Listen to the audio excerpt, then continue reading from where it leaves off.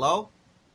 Yeah, I'm here. Hey, today's date is April 17th, 2009. It's about 12:47 p.m. Eastern Standard Time, and I'm talking to Winston Wu. Winston Wu owns a website called happierabroad.com. That's happierabroad.com, all one word. And this is actually the third time I'm interviewing him. The first interview that I did with him was on March 27, 2009. Came out, or the Skype recorder messed up the recording. So I have a list in front of me of all the questions that I had previously asked him. We're going to go down the list, and we're going to basically re-record that interview, and that way you can hear it loud and clear. Winston, it's good to have you aboard. Thanks for having me, Steve. Well, let me start out with the first question I'd asked you. And first of all, I know you're operating a website that's regarding, it's basically designed for men who live in the West, particularly the United States, that are sick and tired of the fact that it's nearly impossible to even get an average woman today without her having 50 to 100 options. And, of course, with it goes the bad behavior. I wouldn't say that's always the case, but dating is obviously a dilemma today for millions or hundreds of thousands at the very minimum of men out there. So tell me, what was your life like as a teenager and a young adult, and how did this adversely affect your ability to date? Well, it definitely played a role in all this because I didn't really fit in to my school and the culture, and I wasn't that popular, so I didn't really get a lot of dates and felt a little excluded, and I've always felt really lonely because of that. And in fact, I wrote a story about that on my website called, my personal story, 20 years of loneliness and datelessness in America that led me abroad. Wow. And but plus I was a shy, timid guy, so that was also a factor. But when I grew up, I started being more confident and outgoing. But by then, it was too late because the culture had become more man-hating and more feminist, and I grew up in Silicon Valley, which is all about work and isolation. So it wasn't that open of a place, and I was an Asian guy that liked white women, so it just wasn't. And the white women there, preferred their own race, so it just wasn't a very good market for me, and that led to many years of frustration. And until I went abroad, and then everything turned around 180 in so many ways, and that's what inspired me to start this movement called Happier Abroad. Well, I want to say something, Winston. You talk about Silicon Valley. I read an article about that recently. The place is a sausage fest off the Richter scale. There's so many horny guys going there. Of course, it's like going out west. Oh, I'm going out there to discover and digging for gold or panning for gold. And they said that I read an article that was saying that if you go out to like a cafe, it's mostly men. So there is a lot of challenges going out west to meet women. It is a sausage fest. Oh, definitely, and there's a lot of guys there in the same situation as me, not just Asians, but white guys too, and a lot of these guys complain, but a lot of them are afraid to, because you're not supposed to complain about such things in the States, because there's kind of a double standard where women can complain about men, but men aren't allowed to complain about women because it's politically incorrect. Yeah. The typical follow-up you hear from most guys is, "Why don't you just admit it? You're a woman hater." That's all. That it's almost like a self-defense mechanism. It's like it's like criticizing the president George Bush, former President George Bush, and saying, "Why don't you just admit you're a liberal?" It's like it's almost like a defense mechanism that they use. And it's got nothing to do with hating women. I think that one thing I've touched on several of the audio podcasts I've done since we first did our interview was that this is such a taboo subject. No guy is ever going to go out in public. I've tried to get the Love Shy forum to interview with me. I did get two guys. The Incel forum, I've never really checked that out too much. From what I'm hearing is none of these groups of people really want to talk about this issue. They just want to maybe have their cyber chat and cry to each other on the internet. But this is a taboo subject that needs to be broken. Definitely, and the worst thing about it is that a lot of, the guys that are suffering from this, I mean, there's a lot of guys suffering from this, and they have no voice. This is a politically incorrect, taboo subject, and they don't really have any solutions. They're if they complain, they're told by their friends to improve themselves, to be more confident, to go out there and do stuff, and to stop complaining. But that really doesn't solve it because there's so many inequities in the U.S. dating market that just guarantees that there's a lot of guys that are going to be left dateless, lonely, Right. just not having any companionship, and there's a lot of women that are not even looking. I mean they'd rather go shopping or walk their dogs or go jogging and just not even be with men because Right. they're taught that they don't need them. So we're and there's a lot of men that need women, so they're kind of left out in the open. I mean, left out in the cold. I mean, Right. and and that's a pity because there are very few people giving these guys real options, other Right. than pickup techniques and cliche-ish techniques like improve yourself, go to the gym, join some Yeah, but activities, and that might get you some superficial acquaintances, but it really doesn't turn your life around. right. No, Well, not Winston, I will say one thing: the gym is a big asset. If you go to the gym, like I'm a marathon trainer, I primarily do treadmill training, and I do some some cross training. Like I'll do sit ups and maybe I'll lift a little lightweight here and there. But a woman does respect a guy more if he's weight training or if he's working out than she would if he's at a bar. So there is hope for training, but it is there is there's several factors that go against guys today in the dating game. Is that I have a strong belief that there are more guys competing than there are women because I've done research on articles that say that the ratio of single men in our generation, like Gen X, is like Generation X is like 2 to 1. So you have a lot of women out there that just have so many options, and then they got bad attitudes too because I see girls that are not so great looking that they have 10 guys fighting for them within my visible range. They might have more if I didn't know the other people they knew. It's like it seems like it's a situation that's hopeless for men. I don't want to say it's hopeless, but every time I see a guy with an average to good-looking woman, I'm always saying to myself, either he's got money or he's the chosen one. He was chosen by her. I know it sounds like a state of despair, but did you ever think that? Oh, definitely. I've seen that all the time, and a lot of my friends have said that too. I mean, there's just a lot more guys looking than women, and you can see this on the internet personals. For example, if you go to Yahoo Personals or Match.com, there's a lot more guys than girls, and all the girls get so many letters every day from guys, and the guys hardly ever get letters back to them, and it's completely one-sided, and it's just not fair. But then again, you're not allowed to complain about it. Yeah, And and then you got these guys that are like what I call now. I've learned a new term. It's called bootlickers, and basically it's these guys that will lick a woman's boot. It's like kind of like they'll do anything that a woman says, even on these forums that are designed for guys that can't meet women. Anytime a woman posts in there and says, "Oh, you guys don't have confidence," these guys stick up for the woman. There are no men that really have a backbone. When push comes to shove, men don't have the camaraderie that women have, and unfortunately, we're in the situation we're in today. Let me go off on question number 2 so I don't get distracted here. What made you come to the conclusion that dating in the United States was all messed up and rigged against the male? And then I put, why didn't you just conclude that maybe you were the one with the problem, not everyone else? And I put in parentheses, this question is raised by most guys. This is raised by most guys in their heads when they are dateless, because sometimes we imagine that maybe we're the reason why we don't have dates. Did you ever conclude that maybe you were the reason? Oh, definitely, for sure. And those are great questions.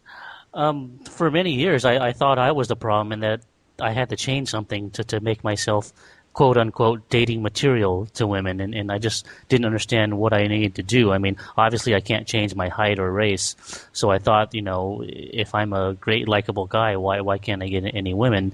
And so I kept looking for these answers. And I would ask my female friends and other friends, and they didn't really have any answers because they didn't really know. I mean, or they just give me the same cliches, like you got to look cool or act cool, and And so I tried all these cliched advices and some of the pickup artist books, and they just didn't do anything.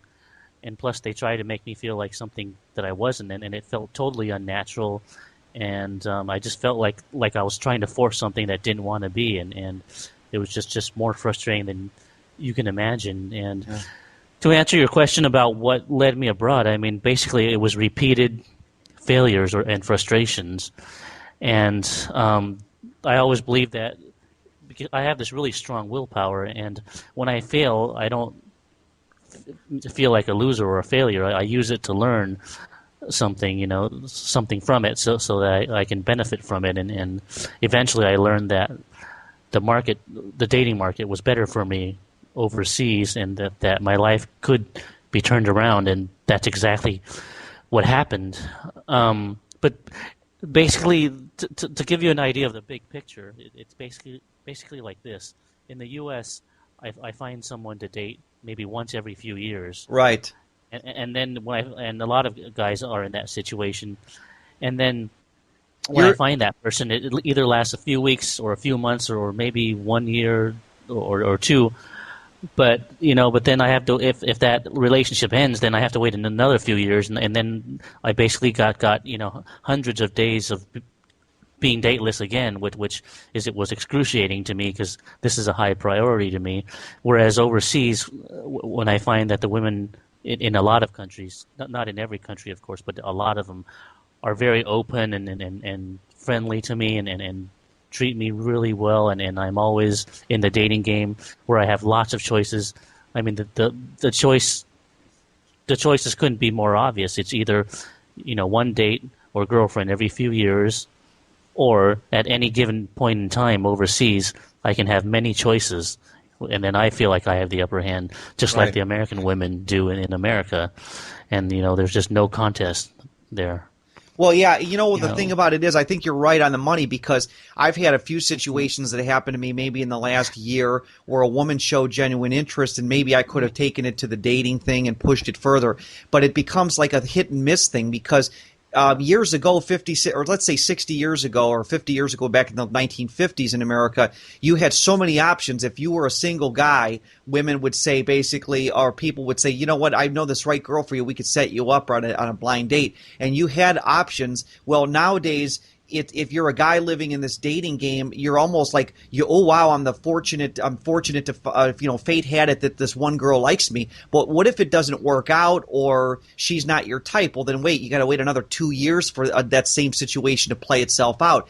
And women almost totally have the choice. By the way, a lot of guys, I had one guy criticize me for this. He says, my criticism of you, Steve, is that you keep saying that women have all the choice and you're corrupting them because a lot of women don't believe that. Well, I agree that might be true to some degree, but most women do know they have the choice.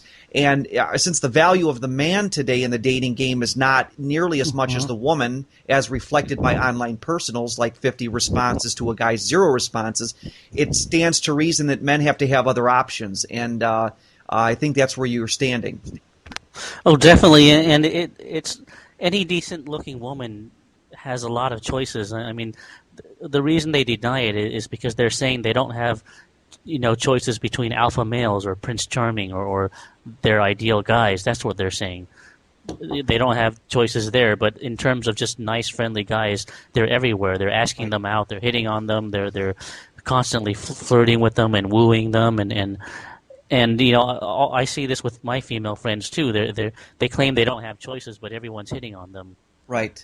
And it's obvious what they're talking about. They're coming from a different point of reference. Right. They mean like they're talking about their perfect, Prince Charming type of guy. Those are what they consider choices, not average, friendly, good guys. Right. So. Well, I was going to say, Winston, that's a good point there. Now, let me ask this question. This is question number 3 I put on here. We kind of recapped some of the stuff we talked about. Do you believe that overall, all men, with the exception of these narcissistic alpha males, are adversely affected by the way things are today? Do you think maybe there's a psychosis going on with men? The over preponderance of men playing video games, going to the bar, saying I'm there to watch the game when in reality they're trying to meet women. Do you think that there is some sort of psychological change amongst mainstream men today that maybe are not aware of this directly, but this dating game somehow is like, I see so many guys, Winston, that don't have girlfriends, and of course their typical response is, well, I don't want a woman, they're too much heartache. Well, the real reason is they can't get one. Do you think that this is creating a weird dynamic in our culture where people are just like frustrated? Yes, that is one of the psychosis in our country, which is, I mean, men generally, like to be with women. They like to date with them, and some only like them for sex, of course, but many, like them for companionship as well. And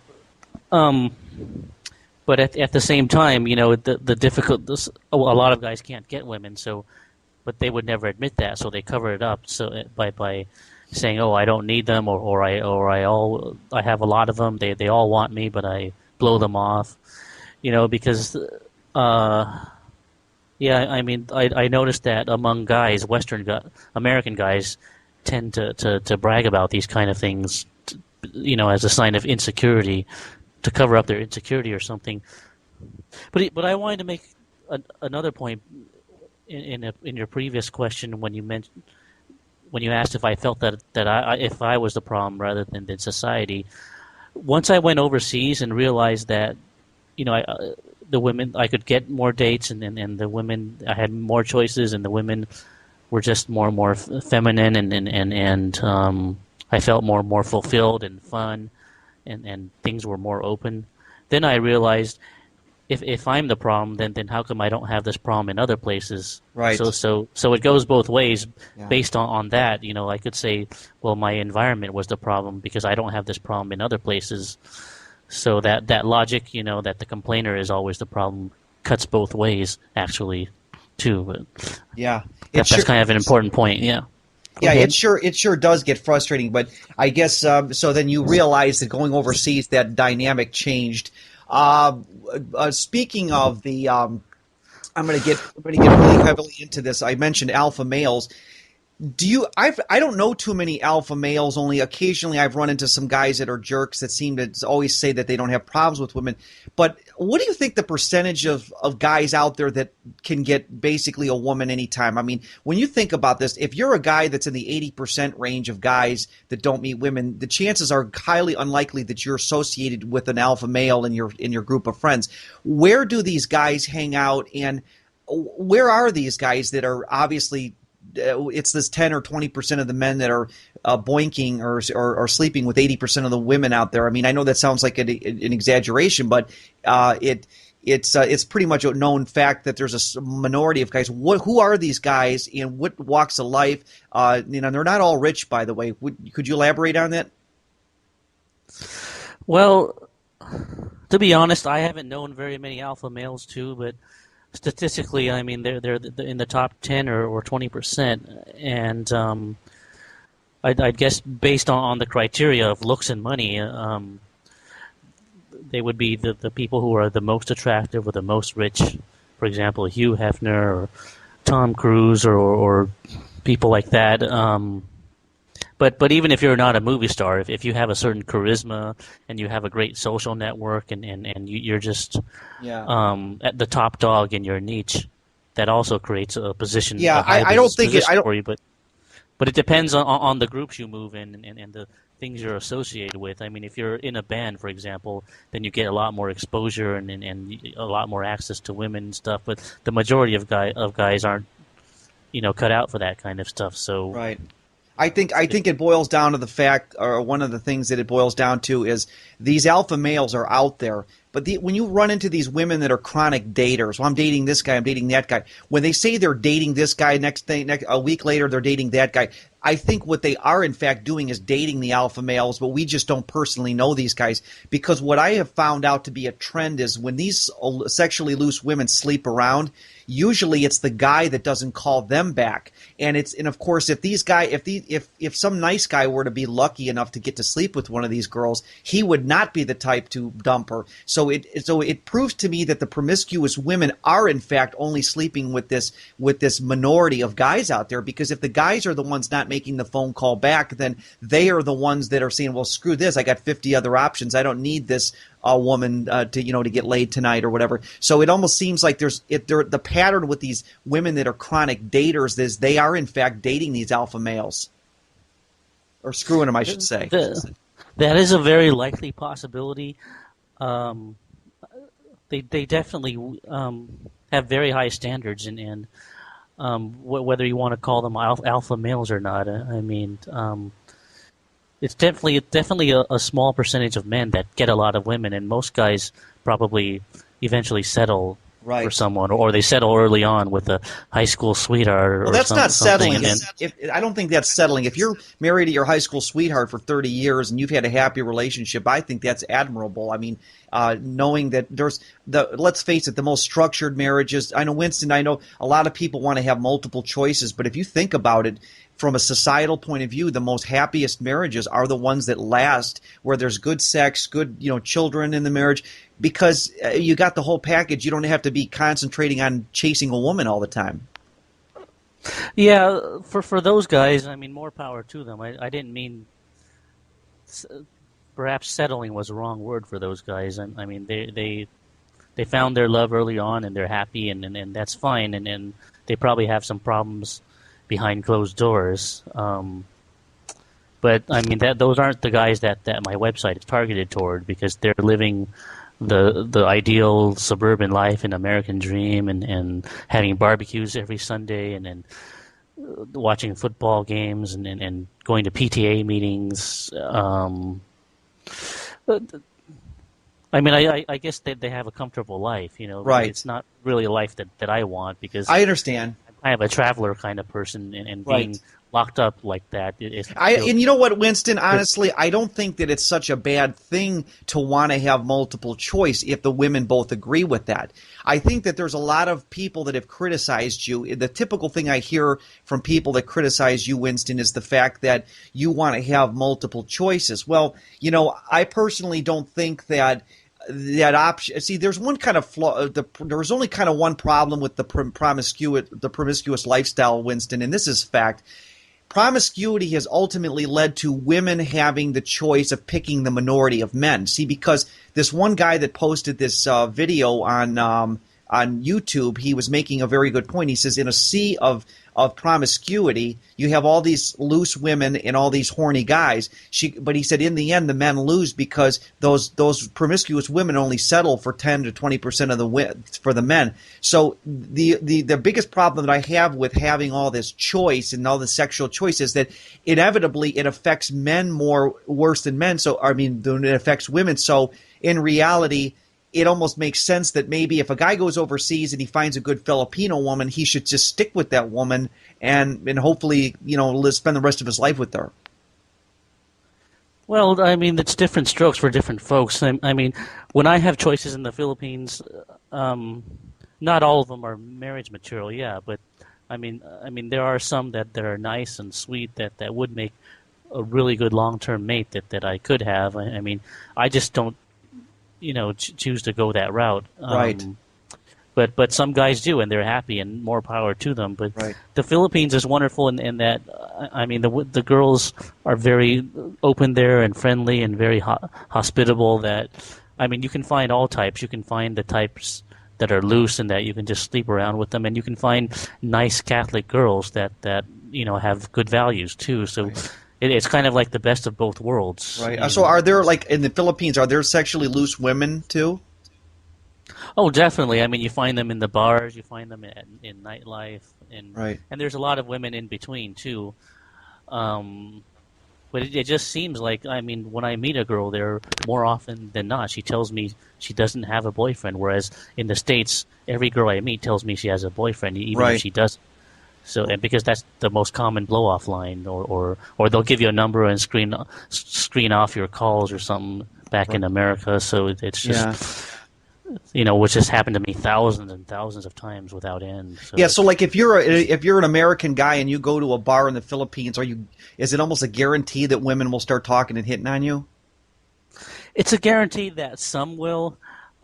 Which ones do? It depends on their taste because some of the girls there like white guys, some of them like Asian guys, some of them, it depends on their taste and how you vibe with them. But there are so many single women there that I mean, there's going to be someone for everyone.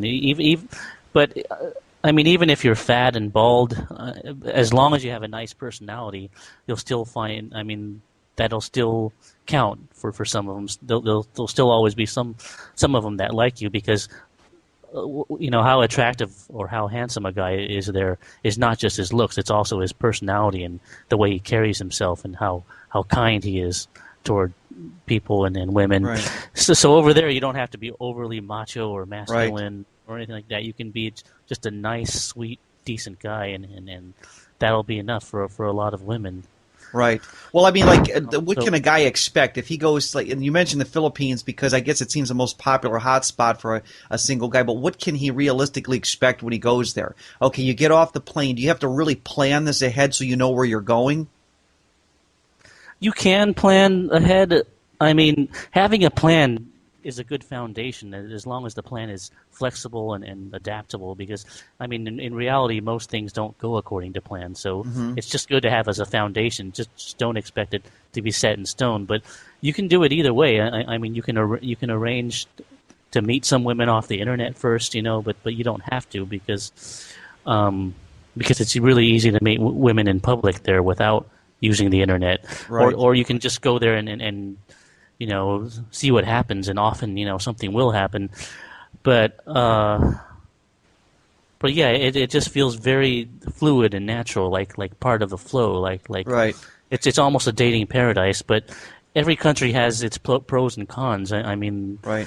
yeah, I mean, you'll notice that when you go there, the streets aren't as clean, things aren't as efficient, I don't think I and don't the I food think is yeah. Winston, I think that if a guy goes there that's sexually starved or romantically starved, the furthest thing from his mind is whether or not the streets are clean. I mean, that's the way I would look at it. I would see it from the perspective of what ultimately is this going to do for my dating life. And so my question is, if you're a guy and you go to the Philippines and you want to meet women, is it possible? And then I thought about this weird scenario. Is it possible that you could be treated with the same reception as that American women would treat you? In other words, you'd be in the same boat as you were in the States, or is it unlikely because of the atmosphere? Oh no, you definitely wouldn't be in the same boat as in the States. Not by far, definitely not. It's like a completely different universe. I mean, Right. the girls just have this very positive, Right. enthusiastic, warm attitude that's really lacking in the States. Right. And in fact, a lot of guys make the mistake of committing very early to the first girl they meet in the Philippines, and then they get locked, and then they see someone better, but they're already taken. So Yeah.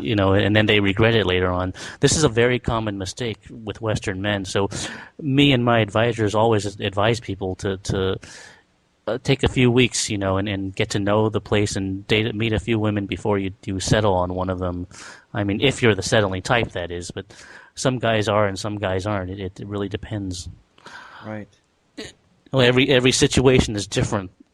But definitely, I mean, it's just so much better over there, and once you're over there, you start to wonder, well, why didn't I come before? Where have I been all this time? And Yes, I bet I you wish it almost makes you want to cry because you'll be saying to yourself what's been going on. And you know what I love about your articles, Winston. You have such a great command of the English language. I read one of your articles on the Russian Love site, and it was Elena's Models or something like that. You uh-huh. had an article that they had posted, and you said something about thank God the world, everybody thinks that women are like this everywhere in the world, and you says thank God they're not. You have such a good way of expressing the reality of the way things are.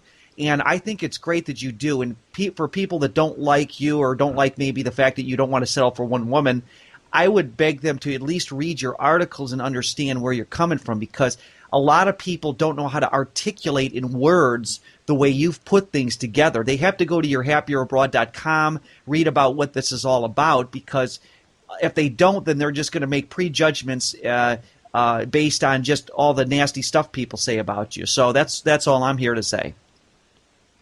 Well, yeah. I wrote that article a long time ago, and I think most of it still applies today. It was about Russian women, why they weren't desperate to leave their country Yes, or exactly. Everybody says they want to leave their country. That's a crock of baloney. They don't want to leave their country. A lot of women in Russia have white collar jobs, working in scientific departments. That is a line of First of all, one of the things I've heard with Russian women is a lot of them get homesick and want to go back to Russia, if anything. Yeah, that happens. I've heard all kinds of different stories. There are a certain percentage that want to go to the U.S., but it's not the majority. No, it's not the majority for sure. Think. Yeah, I mean, it just looks that way because it's on the news a lot, and people have that perception. Plus, we're told that America is where everyone wants to come to. Yes, exactly. And it used to be that a lot of people did want to go there, but they were going there to make money, not because of freedom or escaping fascism or something like that. I mean, that was all propaganda. If you ask immigrants, most of them will tell you they came because of money-making opportunities. Yes, that's all they came for. And if you look at the history of immigration to this country, especially the ones that visited Ellis Island, like people from Russia, people from Germany, Ukraine, Poland, the only reason they came here was because of economic reasons. And it's insane to believe, for example, that if my relatives, for example, came from Italy, that my relatives now are living in shambles. People just as much enjoy Italy living there as they would if they lived if they had not, or whether they had come here or not. I think people came here at the time for economic reasons. So I think that there's a big myth here that America's the freest country in the world and everybody else eats dirt in the street. That's not true. There's a lot of beautiful places to live in the world that people just are not aware of. And it's just amazing how we've been sucked into this paradigm of thinking that everybody wants to come here. Yeah, definitely. And what I found is when you leave America and see it from the outside, and hear other perspectives and the other, the how the media views America in Europe, for example. I mean you see America a lot more clearer than when you're inside of it. And it's like that in general, because when you're inside of something, you can't see it as objectively as when you're outside of it. And things start to become a lot clearer once you're outside of something. Right. You get the bigger picture of the world, and you see a lot more to compare it to, and I mean, every place has trade-offs, pros and cons, and you see a different set of trade-offs. For example, in other countries, you might not have the money-making opportunities in America, but you have a much better social life. Yeah, people are much more warm. Yeah. Yeah, and the quality of life, the friendships are stronger. There's a better sense of camaraderie, right? And you just feel more connected to everything, and so there's a better inner life and a better. You just have a better and a more natural sense of self and self-worth, and whereas in the States, I mean, in a lot of places, especially in the suburbs, you're isolated, and the neighbors don't talk to you. They might give you a fake smile once in a while, but they don't invite you over as much or involve you in their life, and you kind of feel like you're isolated and not able to connect with others. And when you don't have a lot of true friends and you're depressed, the only thing you can do is go to a psychiatrist or therapist and get medicine, and that's why so many people, like I heard, like half the population of the U.S. has gone to a therapist at some point in their lives, and that's because they just don't really have any true friends. Yeah, and what amazes me is like this whole thing about living a life of sexlessness or datelessness. People say, well, people like that need therapy because they got to deal with it. But in reality, why should a person have to get therapy for something that it should be a right, that it's not their fault, in other words? If you're a guy and you're frustrated with the dating scene, why should you have to go to a therapist to get it resolved when it's not fair in the first place, when you can just as easily get on a plane and go to the Philippines or somewhere and find that there are women that treat you like a human being? So that's insanity. I mean, it's almost like saying, it's like blaming the rape victim and saying, well, you need therapy because you were raped, and poor old you, instead of prosecuting the son of a bitch or a person that does it. It makes no sense. So yeah, I think people need to step out of those paradigms. They don't need therapy. They need to know that there are other options available, and you're of course giving those options. Which brings me to this next question. In your opinion, are there other things that guys can do? Let's say a guy does not want to leave the States, okay, and he's going to stay in the United States for the rest of his life. Can he enhance his dating life beyond the foreign market, or is he going to be in the same situation all the time? Well, it depends on a number of factors. I mean, it depends on who he is, what he's got, what he's looking for, and where he is, because, I mean, different parts of the States, vary, too. And it depends on the groups he's with. But in general, it's difficult because people are isolated and they have this independent mentality where they don't need others, which creates a psychosis because deep down people need others and they need companionship, they need friendship, but at the same time you're told you're independent, you need to be self-reliant and nobody, and you don't need other people. So it's kind of a contradiction, and that is one of the things that creates a psychosis because you're believing in two contradictory things without realizing it.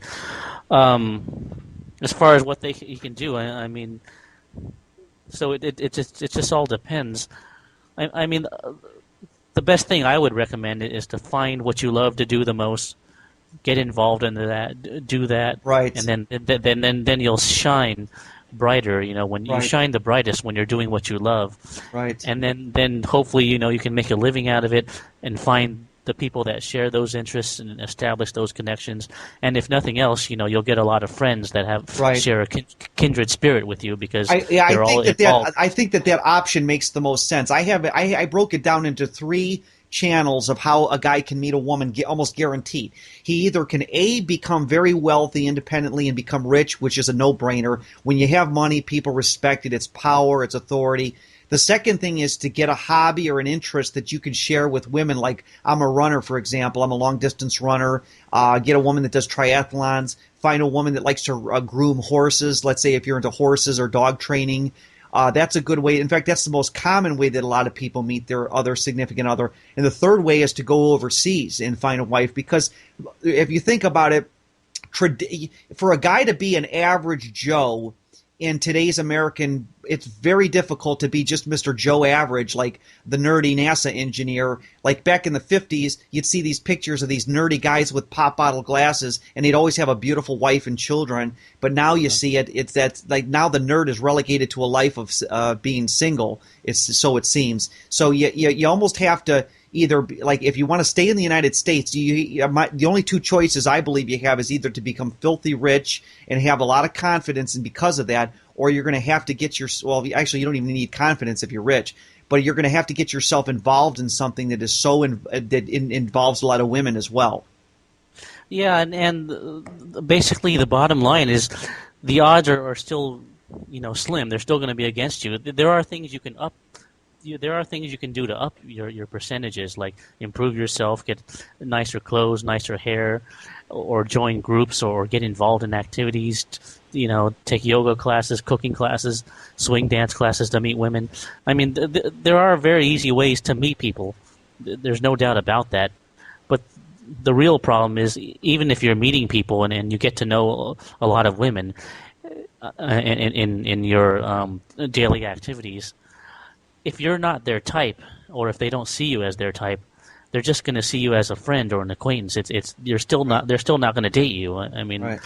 That's just the reality. I mean, so it just depends. I mean, if the odds are heavily stacked against you, raising your value and your odds by a little bit, and meeting people, it might get you more active, but it's not right. necessarily going to get you the results you want. I mean, if you're an average-looking guy and you want someone that looks like a model, for example, that's not going to do it. You have to go where the market will give you right. the status. Yeah, so but let me throw my 2 cents in there. Most guys are not looking for models or looking for average plain Janes just to get rid of their sexual frustration, and even that's a brutal market, because a woman who's a plain Jane in today's dating market, if she's got a nice hiney and a set of boobs, she's premium. She's like premium merchandise. I'm not kidding you when I say this. I see average looking women all the time, and they might have a mildly nice body or an average body, but if they're clean and they take a shower and they brush their teeth and they're somewhat good hygiene, they've got lots of options. I've never believed. I think we live in an era where the woman's value sexually or romantically is like 20 times that of a guy. So Yeah, well, well, I was talking about overseas. I mean, there are some countries where an average nice guy in the States can get girls that look like models. I mean, right. I've dated girls that look like models in Russia and the Philippines, and my current girlfriend in the Philippines, looks like a model too. So, I mean, so if you like model type girls, I mean, there are ways to get that, but usually it'll involve you leaving the country, unless you can find a way to propel your status in the States, like joining a band and then becoming famous overnight. I mean, that's one way to do it, but again, that's like playing the lottery. The odds are heavily against you, and why stay on the sinking ship or fight such astronomical odds your whole life? I mean, life is short, and it's better to go get what makes you happy, or go to where it makes you happy Right. early on, rather than wasting more time. Yeah, I know. Life is short, and then you have to look at the job situation. You just can't quit your job and go overseas for a year. Maybe, if you had that creates a problem, so you got to make sure that you coincide your trip overseas with your workplace and you got enough money to do it. But the Philippines is pretty cheap, though, isn't it? Oh, definitely. The cost of living is like a really small fraction of what it is in the U.S. But at the same time, there's not really any money-making opportunities in the Philippines, and that's the dilemma. That's why most of the guys that live there are already retired on some military pension, or they have some business back in the States, or they can afford to make an investment and start a business in the Philippines. But that can be really risky. Or if you get a TEFL degree or a TESOL degree, then you can pretty much teach English in any foreign country where they need English teachers. Right. So, I mean, so there is a challenge there. But like I've always believed, where there's a will, there's a way. So if you really want something bad enough and it's important to you, then you'll find a way to do it, Right. one way or another. That's true. It might involve, you saving up a lot of money in the States over a long period of time before you can do it, or only taking 2 week vacations per year, or even moving in with your parents for a while so you can save money as quickly as possible. But those are all ways that people use. Or you could, I mean, even get involved in some volunteer activities like the Peace Corps that'll Right. let you live overseas for a while. Or Yeah, that's true. You're right, and that's a good option to do that, because if you can have a job, like if you go overseas and let's say you're an auto mechanic and you teach people how to fix cars and they happen to, you might learn to speak the language. You could probably use your skills, because a lot of countries need technically skilled people to teach, for example. So you're talking about skills. There's so many options you'd have if you could get a job overseas. Like obviously, American GIs that go to Germany, for example, there's so many of them that marry German women, and why is that? Because it's the proximity. They're already there. They might as well find a German woman. Yeah, and there are different opportunities everywhere, and in all sorts. You just have to look for them. You got to have faith that in the universe. I kind of believe that things don't happen by coincidence. I'm a little bit new agey in that sense, but I believe that if it's really meant to be, something will happen within the universe, or that'll allow it to happen eventually. Some coincidences will happen. It'll help you. It'll give you an opportunity. And I always believe that God doesn't close doors on you unless He opens others. So Right. you just have to have faith, and put yourself out there, and the right thing will come along, as well as the right place, if that's meant to be. That is. Right. You know. That's true. That's a good point there. What is your opinion of the pickup artist industry, or PUA for short?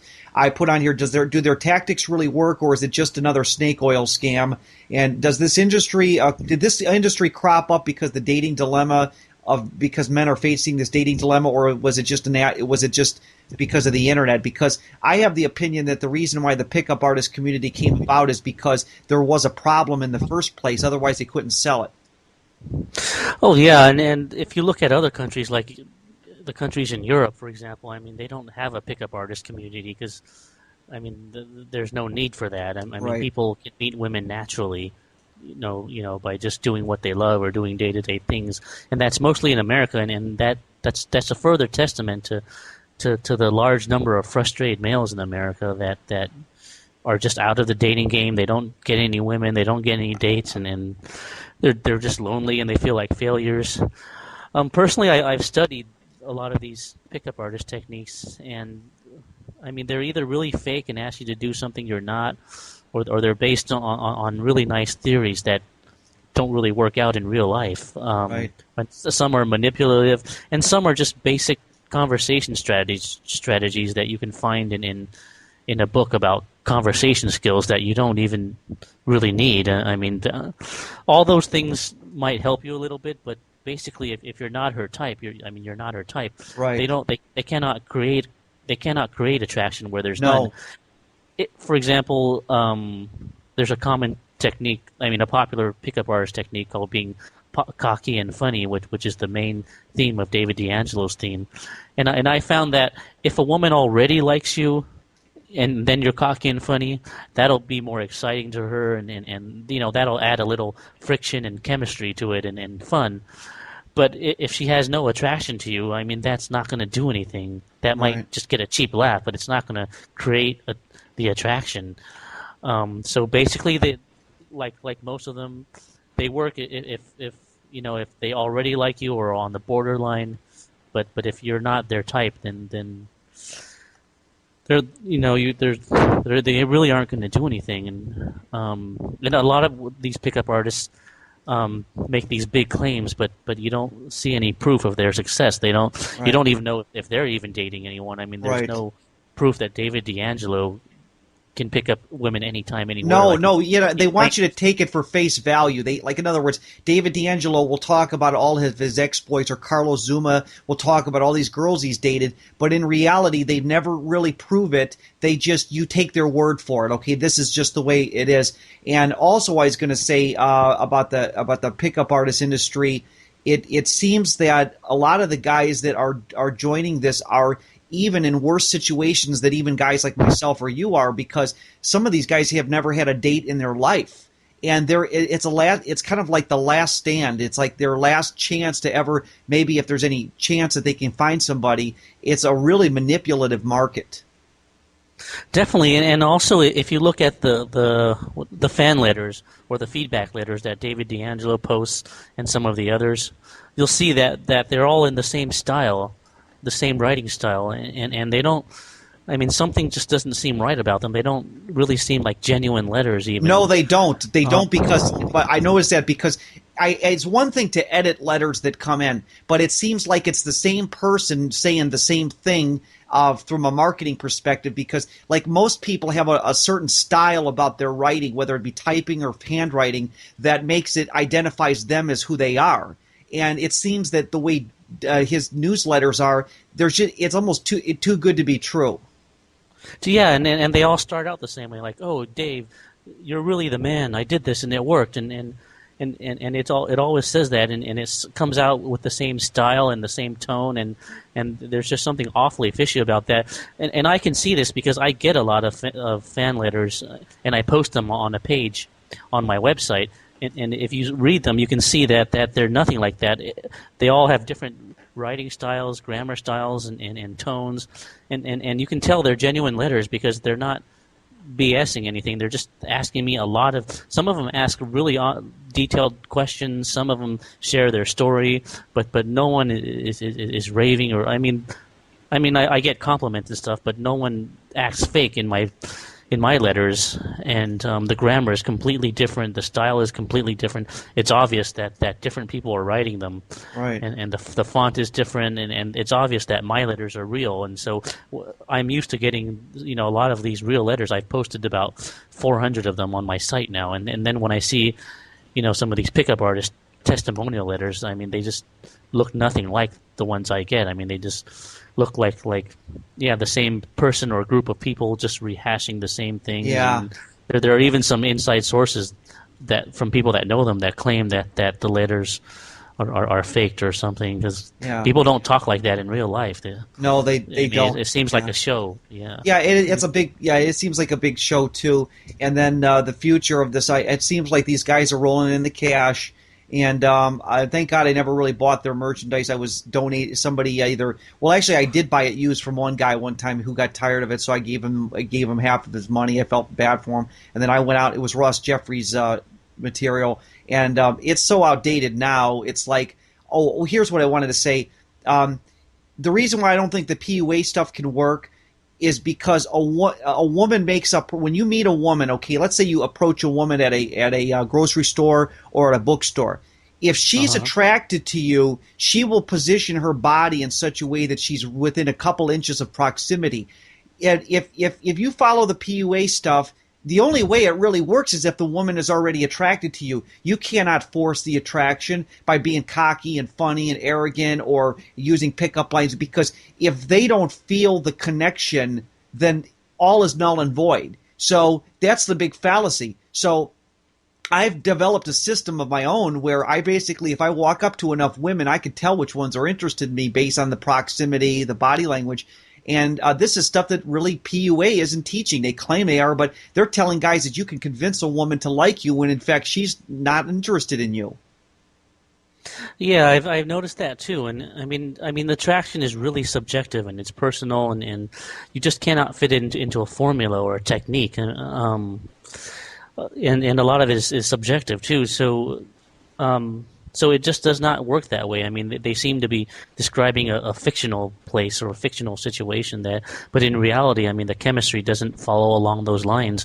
And personally, I've never known anyone that's had their dating life completely changed or turned around by one of these, PUA artists or websites or Right. techniques or books. I mean, all the claims are from the guy selling the stuff.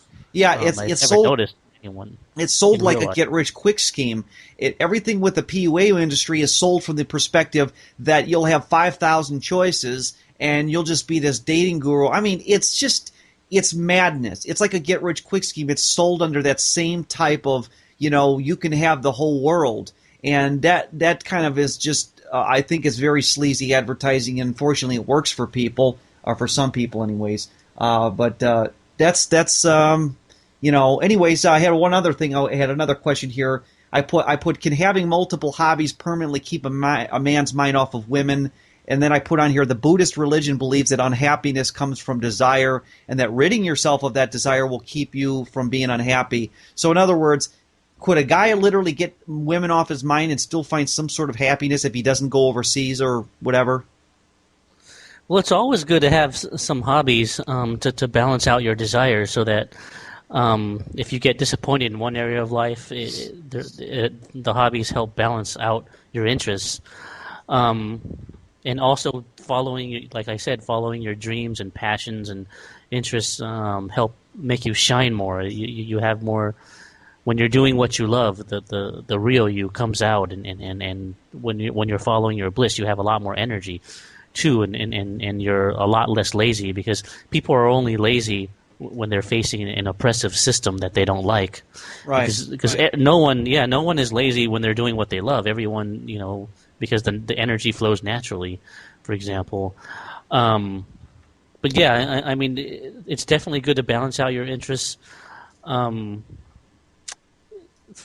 and to help make you a well-rounded person. And you can make a lot of friends, by following your hobbies and doing what you love, and it's but I'd say that it can be a good coping mechanism, but if getting if finding love or getting dates in general is a really high priority to you, then the emptiness from not having that is still going to come back to you over and over again, and why learn to cope with it or go to a therapist about it when you can solve it by with this technique of global dating, by going to places or around in other countries in the 200 mark countries around the world where you can get what you want. It's better to be fulfilled than empty, I'd say. And as far as Buddhism, I think Buddha said, I mean, you can't get rid of your desire. The key is to not attach to it. Mm-hmm. But desire is part of human nature, and you can't just suppress it. That's not natural. You just have to let it be released in healthy ways. So that's basically what I'd say. But definitely having hobbies helps you, and it's good. You just have to find out what it is you're interested in, and it'll help expand your circle. Right. Well, that's great. Well, listen, Winston, I'm pretty much all out of questions here, and I want to thank you once again. Oh, one last question I'll ask you. I had this. I got to get this out. I put on here, do you think that there are hundreds of thousands of 40-year-old virgins or people in that age group, or let's say 30 to 40, and is that something that's just relegated to that movie, the Hollywood movie, The 40-Year-Old Virgin? Do you think that there are a lot of guys out there that are seriously have never been with a woman, and it's just that nobody wants to talk about it? Well, there's definitely, I mean, the odds are there's definitely a lot of those, I mean, or some of those more, but the thing is most of those type of guys don't like to draw attention to that, so right. I mean, you're not going to hear about it publicly very often. No, but because there's a big PUA community, which means there's a large percentage of guys that are frustrated and can't get any dates. I mean, it's definitely going to be likely that some of them are virgins or have never even had a girlfriend. And so from the email I get from guys that like my website, some of them even admit to me that they haven't had a girlfriend yet. I mean, so some of them have contacted me and admitted that, though they wouldn't admit that in person or draw attention to it. So it definitely exists out there, and probably more than people think, and that's a pity because